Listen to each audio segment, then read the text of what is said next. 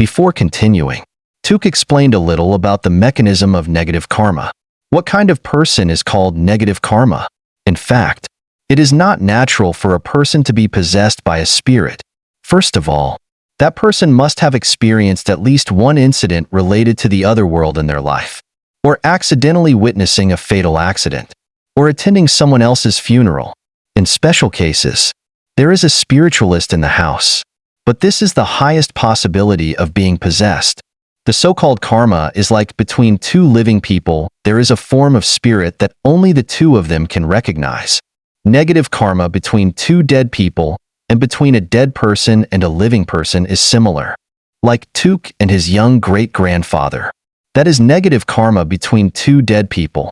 Many people think that a spirit is a simple matter. But do they know how difficult it is for negative karma between a living person and a dead person to be formed? To put it bluntly, the living and the living have to wait 18, 20 years to find each other.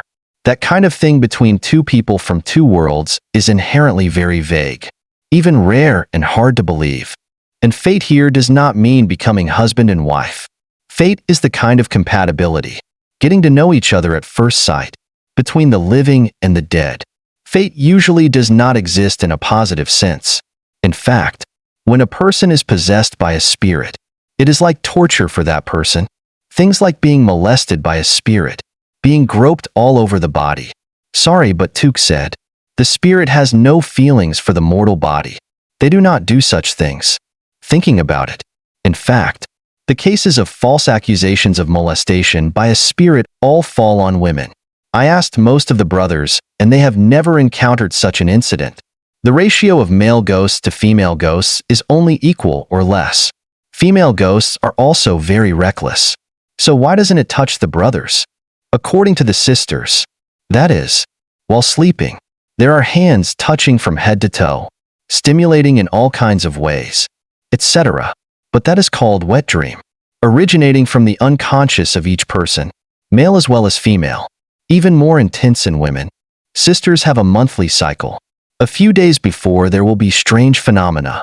The body is hot, thirsty, and has 3 times the normal need, because the hormones in the body rise. So only at night do they feel that way. But I tell you the truth. Why do ghosts and the dead touch the bodies of sisters?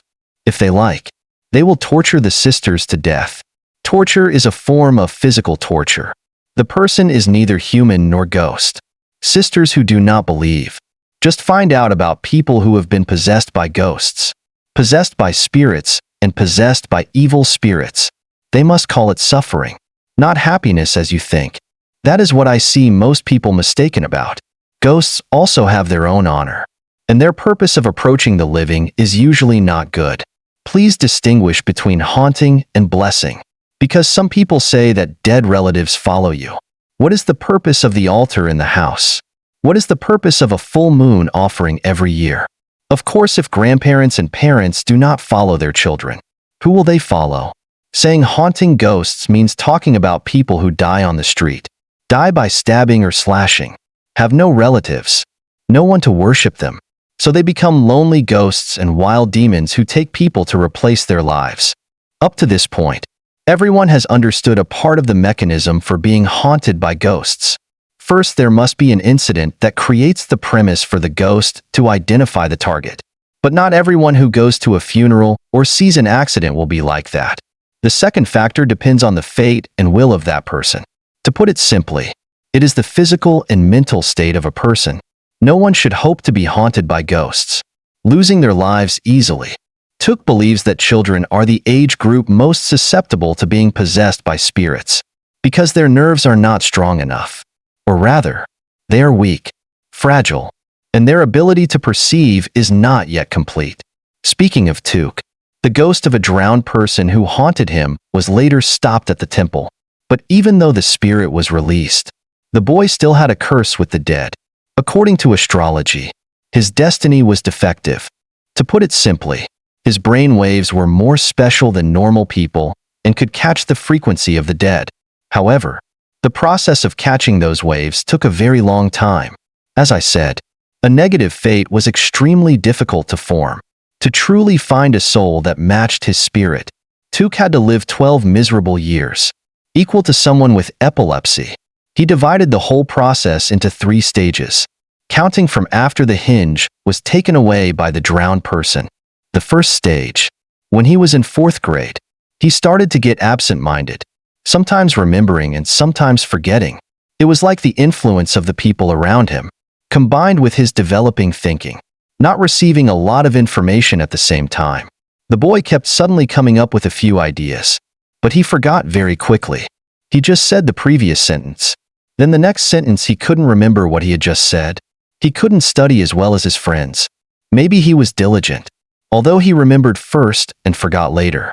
He studied very hard. That's why Took's parents didn't suspect anything about his symptoms. Even during that period, he often wandered. Took said, once he went from home to the soccer field and went straight to the village on the edge. When he realized he had come here, he didn't know why. Another time, he went to the market on the bank to help his mother sell dried goods. His mother told him to go home to get a bag of water. The boy went straight to the dike. The dike was more than 2 kilometers from his house. It said that time it was because it heard the sound of drums, beating right next to its ears. So its feet naturally followed. Its mind couldn't think of anything. Its parents had to go find it, fight it, to restrain the excuse to play. Because it was a cool down. The boy was still young and the signs were vague. Almost all children had this kind of negligence. Then it just grew up carefree. No one thought that just touching hands would make them remember each other for life. Negative karma was also nurtured slowly. The spirit was not a god, but had the ability to kill people. What made the spirit have influence was the wavelength of interaction between the 2 sides. Just like in 2 normal people, if there is a fate, they will live and die together. Negative karma is the type that cannot live together. Then will do everything to drag the other to death together. The second phase takes place after the first phase ends in a year. That is, after Took went to secondary school, he could think independently. Not that humans are the most beneficial product of creation, allowing him to block or filter out information errors. From this moment on, Took no longer reacted to the information streams of people around him. Like Took's case, there are many children who were ghosts when they were young, but when they grew up, that ability disappeared. This is explained a lot on the internet and science has also proven it. But the brain is still young. At night, when the base is no longer comfortable, it can feel relaxed. The wavelength is still active. And the thing is, Took has insomnia. When he went to 7th grade, he started having trouble falling asleep after lying down on the bed. If he could sleep, it was not deep. Only around 2 a.m. did he startle. He did not wake up naturally. In the dark, Took heard the sound of drums bypassing the filter, interspersed with voices, which was better near or far. It was unclear. The sound was like an illusion transmitted to his ears, both scary and uncomfortable. So he had to stay awake until morning. Before, he still tried. But his head was getting heavier and heavier. His nerves were also tense. That bastard's health was seriously declining. His eyes were black and sunken.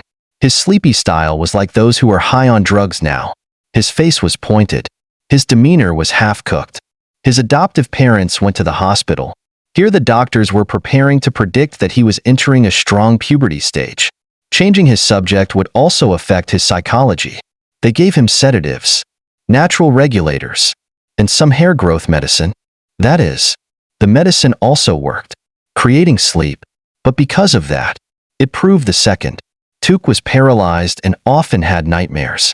What he dreamed about were mainly familiar street scenes. But there were absolutely no people. If there were, they couldn't find their faces, and mainly dreamed about children. There were recurring dreams. Took did not tell the details, because in the end it was always a push and a jolt of awakening. His body was suddenly excited and his arms and legs felt like they were being dropped onto the bed. It felt like he was really falling. Sleep paralysis often appeared around dawn, when Took thought he was sleeping, but suddenly he felt heavy. His arms and legs were stiff or numb. His eyelids did not open, but the glasses inside kept moving.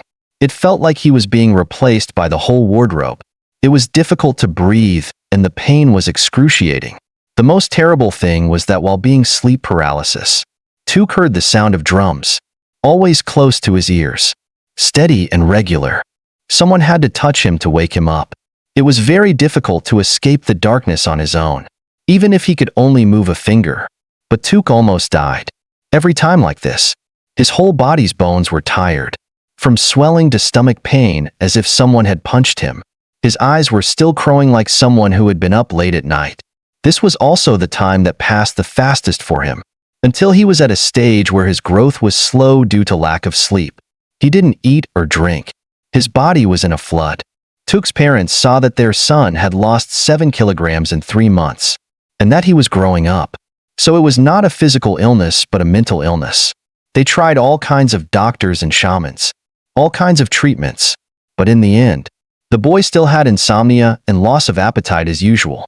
His grandmother was going to Yin Tu to climb Dong Pagoda at that time, and when she heard that her grandson had a mental illness, she asked for a handful of incense ashes from the pagoda, put them in her pocket, and brought them back. When she saw with her own eyes that her grandson was being tortured to the point of being broken, her grandmother tied the bag of incense ashes to the boy's headboard and put a cleaver under his headboard and slept next to him for several nights to monitor him. About a week later, Took slept peacefully, without being startled or having sleep paralysis anymore. This second phase did not last long. In total, it was more than 6 months at its peak, and it was mentioned a few times later. But compared to before, it was not so worrying. Took's grandmother also built a shrine to worship the local god in the yard of his house, fearing that it was a spirit from the street following him in. So she worshipped the local god to suppress the 4 directions. Worshipping brings good fortune. Abstaining brings good fortune. Took's family also prayed wholeheartedly, and for the next few years, no one was haunted by ghosts. That was until he entered stage 3. The curse with the dead could follow him for the rest of his life, because it was not completely resolved. So when he passed the university entrance exam, Took went to Hanoi. The curse only then took effect. He knew he had been acting strangely for 2 months, mainly sleeping a lot. His temperament changed erratically. Sometimes when he was happily talking to his brothers, he suddenly got angry. But then he didn't understand why he was angry. He was always restless, unable to concentrate to complete anything. Took also said, recently he started to see and hear the voices of the dead. As for his changing temperament, I witnessed it with my own eyes. Once the whole room was playing cards, also winning money, but it was just an excuse to have a drinking party together. After almost finishing the 5th game, Took had an attack. A few seconds ago, he was shouting "Eat Fom," but suddenly he gave up, then snatched someone else's card and threw it away. At that time, his face was frowning, and he was muttering something under his breath. We shouted and asked, "Why did you do that?" But he didn't say anything. He climbed onto the bed and turned his face to the wall to sleep. The next day, he was talking and laughing as if nothing had happened. That means at that time, his brain waves were interrupted by another frequency. His actions were uncontrolled. That temporary loss of control was due to being near a compatible source of waves.